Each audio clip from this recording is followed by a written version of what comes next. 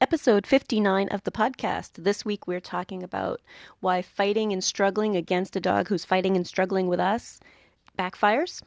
We're going to talk about some sports stuff that I used to do, a little bit of confession time with Chrissy, right? But to think about why fighting doesn't help. That's all this week. You're listening to the Creating Great Grooming Dogs podcast. I'm Chrissy Neumeyer-Smith. I'm a certified professional groomer, certified behavior consultant for canines, certified professional dog trainer, and the owner of Happy Critters in Nashua, New Hampshire. And this, my friends and colleagues, is where grooming and training meet. Calm, comfortable, and cooperative. Why do I carry on about these things? Are you getting sick of it, right? Because I'm always saying calm, comfortable, and cooperative is our goal with these dogs, right? Is it because I'm a granola crunchy hippie? Yeah, okay, I'll own that. I am. I'm a glitter, puppies, ponies, silly, happy-go-lucky person. I'm not going to deny it. But that's not why I encourage us all to teach dogs to be calm, comfortable, and cooperative. That's not why I encourage us to be calm, cool, and collected. So when handling a dog who's having a hard time, we need to be thinking about what we're trying to teach. What do we want and what is our ultimate goal, and not just respond to what they are doing or the difficulty they're having. I encourage these mindsets because they work toward the goal of a dog who's good for grooming, vet visits, and care at home. They really are the fastest way to work toward trust. Trust is important because we can't necessarily train for every little tiny thing that's going to happen to a dog. There are lots of things that nature's going to throw at us that we never even thought of. Right? Maybe it's, trying to pull something out of a tail, maybe it's, a front leg. We don't know what nature is going to throw at us. But if we have a dog who trusts us, who lets us do the things we need to do. So if we want less fighting and struggling, which is what most of us are looking at when we start seeing like, hey, I need to teach this dog. What we're seeing is fighting and struggling, right? One of the things that we can do is to stop ourselves from joining in the fighting and struggling. Let that sit in for a minute. Like, what? You may be asking yourself, what is she talking about? He's fighting me. I have to show him who's in charge and that I won't put up with it. And right there is the faulty logic, because being in charge is putting a stop to that behavior by calming them down again. If they reach that point of frustration, and ideally we're keeping them from reaching that point of frustration, but if they reach that point of frustration, that's where we calm them down, right? That's more being in charge. That's, hey, I am going to direct this. I am in charge of my grooming table. I am in charge of my exam room, right? Whatever version you guys are doing, right? I am in charge here. I'm going to calm you down again because the dog is frustrated. The dog isn't acting out to be a jerk. Right? We sometimes think of that like he's just being a jerk, right? And more fighting and struggling isn't going to stop fighting and struggling. So that's what this episode is really about. Like, let's not join in on the fighting and the struggling, because frustration is where those unwanted behaviors are likely to crop up, right? And calmness is where the behaviors that we want can be taught, built upon, and encouraged. Calmness is important. So fighting against a dog who backfires most of the time when the goal is to teach them to be comfortable, right? Like we're trying to teach them to be comfortable. Why would fighting against a dog help with that? Right? We want them to be comfortable with what we need to do to them, on them, around them, etc., right? And here's the thing. For many of our dogs, many dogs, fighting is exciting. For many dogs, it's not a deterrent at all. Some dogs like a good wrestle. Some dogs enjoy it when we get growly with each other. Some dogs totally dig it when we're shoving each other around. Many of our dogs think it's fun. And when it's happening in a different context, like being frustrated by being handled for grooming or vet visits, it's still wildly exciting. It will not lessen the behavior of fighting or struggling. It's almost like adding a favorite toy or treats. It's fun. So when they're fighting and struggling with us and we join in, we're not helping. So I know that sometimes we think, well, I have to teach him that I'm bigger or stronger. And this is where some of my large animal experience comes in. When you're working with an animal that you are not larger than or stronger than. Like there's no horse on this planet that I can truly beat. Right? I'm not going to be able to pin a horse down. Right? We take some of these liberties with dogs because they are smaller than us. Even the largest of dogs is probably about our size, right? So when we talk about fighting and struggling and trying to get that under control by fighting back, that's flawed logic. That's not going to help because sometimes we are just making it more exciting. Way too exciting, right? I think that sometimes we forget that many dogs like it. So I want you to think back. Have you ever, I'm going to use a couple breed examples. Have you ever witnessed a schnauzer that decided, oh, well, since you put it that way and you're so much bigger and stronger than me, I'll just give up and now I'm comfortable with it? Because I have not. Uh, have you ever known a Westie who said, oh, well, since you out wrestled me, I guess I will now be calm, comfortable, and cooperative? Because I have not. How about a Lhasa? Have you ever known a Lhasa to be like, oh, well, you got the best of me. Okay, I won't struggle anymore, right? Um, so if we look at the results that we see, we can recognize it just doesn't work that way, right? That these dogs are like, no, I'll keep wrestling. I'm going to keep wrestling. Oh, heck no. I'm not going to let you win that easily. And even if you do handle them in such a way that you can get it done, the fight starts up again the next time they see you, right? The next thing you need to do, it starts up again. It's not over.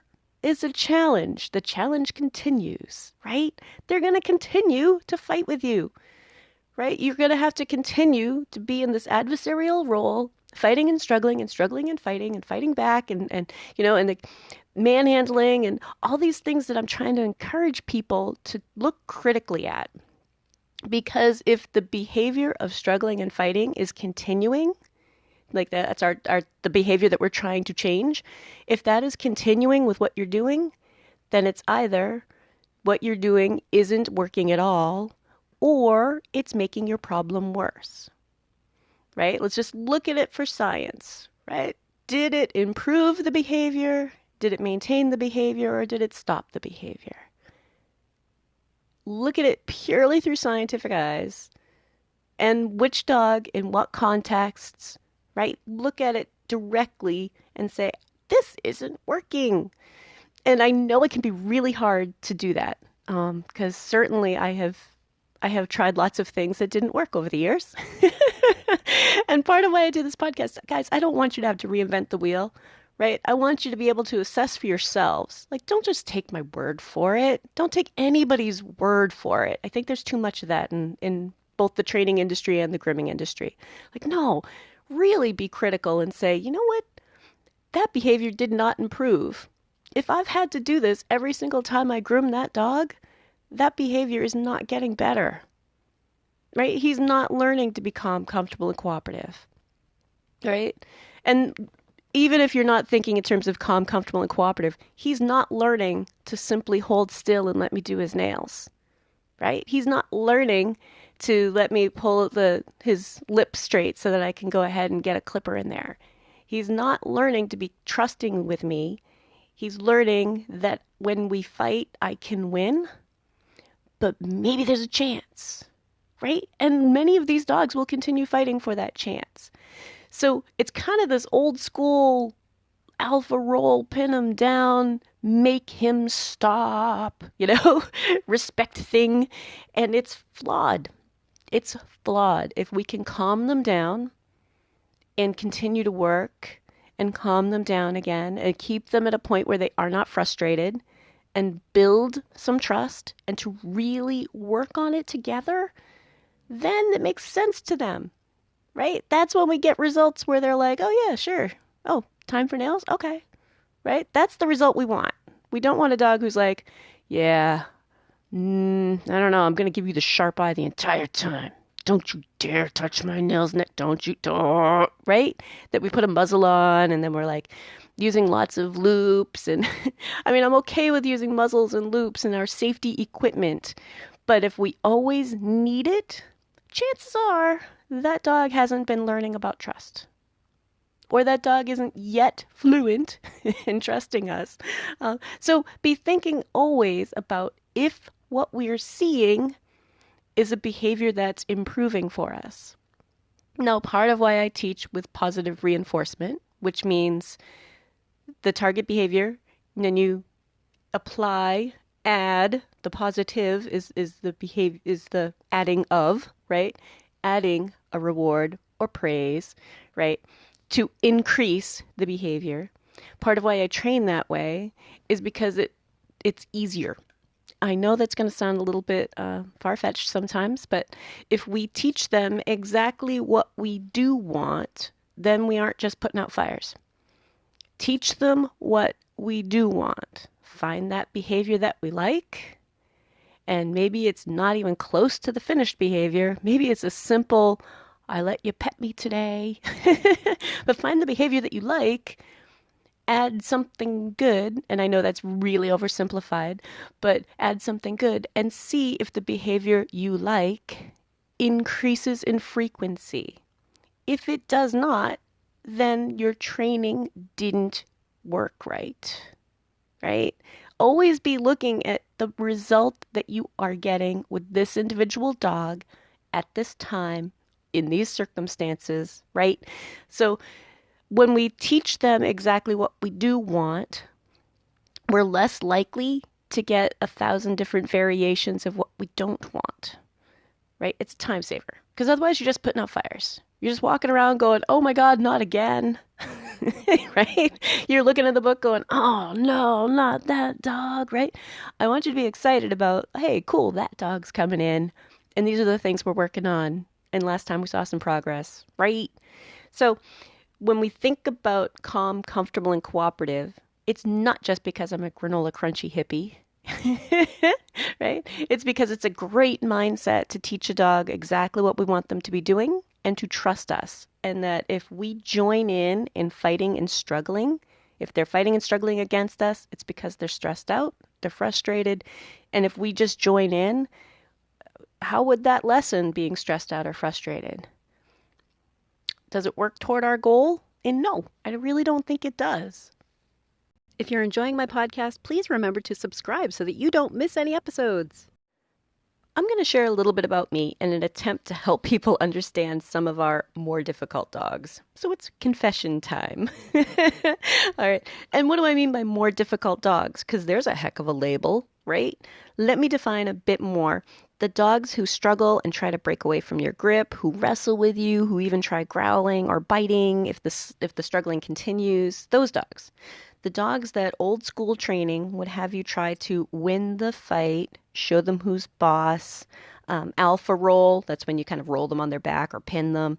You know, those kind of things are old school training. And believe me, I did it long ago. So this is a judgment-free zone, right? But those dogs, the dogs that are really hard to handle, that are frustrated, that are agitated, right?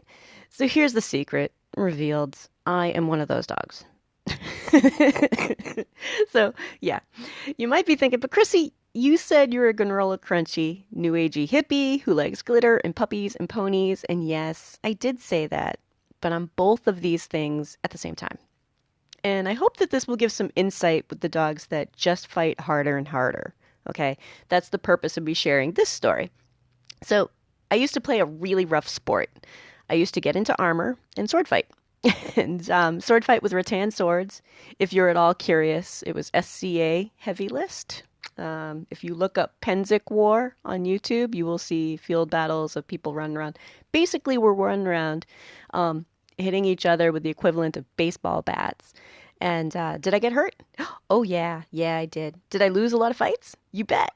Did I have the challenge of struggling and fighting? Yeah, I sure did. So what drives someone to put large amounts of time and effort into going out fighting, getting exhausted, and getting beat up? Right? It sounds insane. Yeah, like I said, this is my confession time, right? It sounds insane. But what makes us do it is that adrenaline rush, right? The challenge. It's exciting, right? I like trying to outmatch your opponent.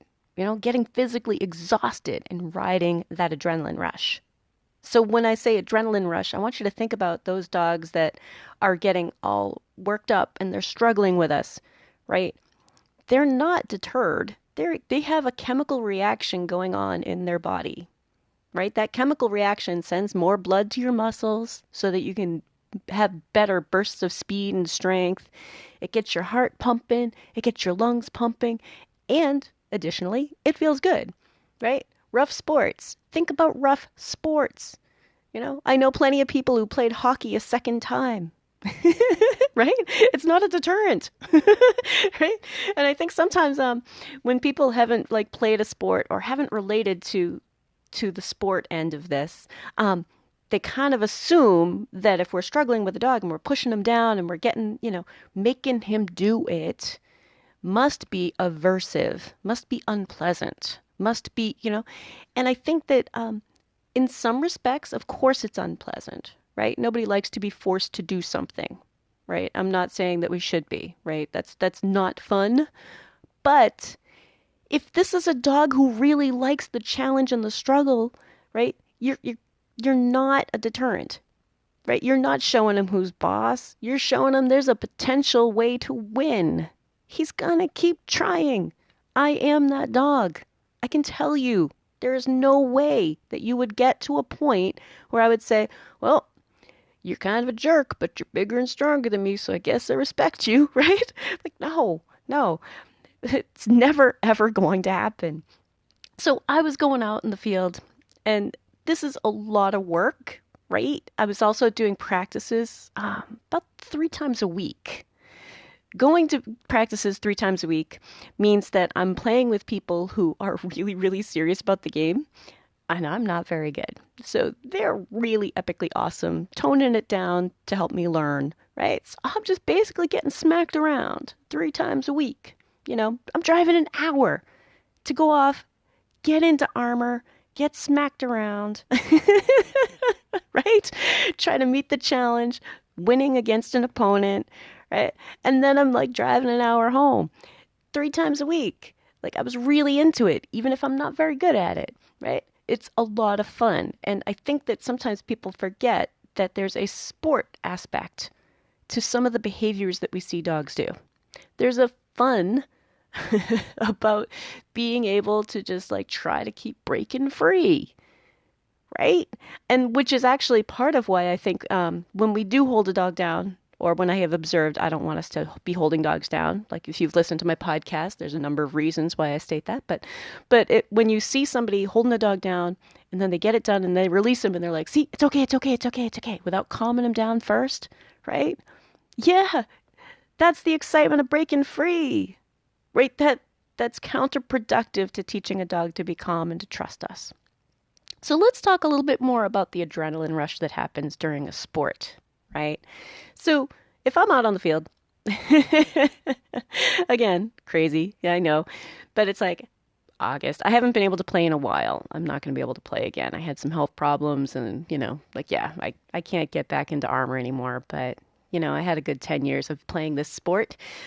But when I would go out on the field, we're out there, we're running around in August, in the sun, in full armor, getting smacked around, right?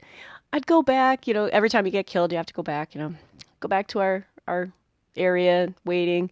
And people are like, okay, are you thirsty? Do you need anything to drink? And I'm like, no, I'm fine, right? Like, are you hurt? No, because you know what? Adrenaline rush. I don't even notice if I'm hurt. I have no idea if I'm hurt. I'm like, no. And my adult brain switches off.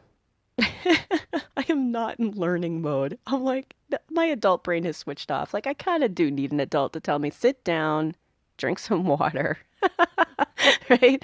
Let's take your helmet off for a minute before you get heat stroke, Like, I really need someone to help with stuff like that. And I find that most of us did. Most of us were getting off the field and we just kind of need an adult to tell us, like, okay, come here, you stupid, stupid child, right? um, I remember once I went on a camping trip with one of my Shield brothers. Yeah, Shield brothers and Shield sisters, right? One of my Shield brothers and I were fighting a lot during that day. And his girlfriend had me looking out for him. because, he can't do it himself. And my husband had him looking out for me. Like, okay, make sure she doesn't hurt her shoulder again, right? Because honestly, I can't just control myself and be like, oh no, my shoulder feels fine. Like, of course, I got this adrenaline rush going. I have no idea that my shoulder hurts. No idea, right? But I could look out for a buddy. I just can't look out for myself. That adrenaline rush, it changes the way you think, right? You're like, oh, nope, I'm impervious to pain, right? And a lot of our little dogs are definitely, and our larger dogs, but dogs are all little. With a large animal background, dogs are all little. So when I say little dogs, sometimes I just mean all of them. But a lot of our dogs are like, nope, I'm all jacked up. I'm impervious to pain right now. And I'm gonna ride the wave. This is kind of fun. I will fight you all day. I will fight you all day. So think about that. I will fight you all day. I will keep going at this. Heck no, I'm not going to just let you do my nails. Heck no, I'm not going to let you dry my ear, right? Whatever it is. And if we struggle and fight back, we're just feeding it. We're just making it worse, right? It's not a deterrent, right? It's not a punishment. It's not building respect or teaching respect or any of the other things that you might be thinking that you're doing, right? If I want to go out and sword fight and someone's telling me like, no, you broke the rules, like you have to go off to the side and you're not allowed to play right now. That's meaningful, right? If you break the rules and it's like, no, you're out, right? Again, think about hockey, something more people have experience with, right? Break the rules, you have to sit, get off the ice, right? That's meaningful. That actually is like the go sit down and cool off. And I'm sure we've all heard that phrase, like go sit down and cool off. Calm down, right? So some of the things that we do with our dogs are counterproductive, right? Even if we're talking, without even worrying about if it's right or wrong to struggle with a dog or to fight with a dog, if it's right or wrong. I'm not even making a statement about right or wrong in this episode. I want you to see it the way it is. Is it actually fun? Are we actually building the exact behavior we don't want? Right? Like the average dog likes a good wrestle. Many, many, many dogs like a good wrestle. And if they are upset, adding something that they like, think about it. Ooh, adding something they like is not a deterrent, right? And it backfires on us. And I know sometimes it's hard to say that. You look and you're like, no, I couldn't have been making it worse. But if the behavior isn't going away, you might have been making it worse. So, like I said, confession time. I'm still all glitter and puppies and ponies and granola crunchy. I'm also someone who likes a really, really hard sport. I like getting the adrenaline rush. You're never, ever, ever going to convince me that you're in charge or you're a good leader simply by being a jerk and forcing it. And sometimes we're in the position where we're being a jerk. I know. Think about that. That's kind of a label too, but we're pushing and we're pushing and we're not spending time trying to help them be calm for it. The long-term goal is a dog who's calm for it. The dog who's going to listen. The dog who's going to put up with our shenanigans and be trusting with us that, whatever we're doing, whatever we're working on, whatever we're doing to them, on them, around them, with whatever equipment we're using, that they can trust us and that it's calm time. Calm time. Because all of those little sharp objects that groomers use, we are a millimeter away from disaster. So we need calm time. So don't get caught up in fighting and struggling. Don't try to play it out. Calm them down. Because that's what we ultimately want, is calm, comfortable, and cooperative. The weekly action step this week is to take a look at, maybe it's your own dog or a dog that you groom or a dog that comes to your animal hospital, but take a particular dog that fights you and struggles with you and think about, am I struggling back? Am I making this worse? To really take a critical eye to it, now that you think about the sport aspect of fighting and struggling being kind of fun, right? And to really take a closer look and see if you have been making it worse. If you'd like to talk to me, you can find me through my grooming and training business, happycrittersdogtraining.com, my email, chrissy@happycritters.net, and through the Creating Great Grooming Dogs Facebook page. And we have these awesome devices in our pockets that allow us to do live video with each other. I can help you with the dog on your table. We can set up live lessons, and you may be surprised at how much we can get accomplished together via video.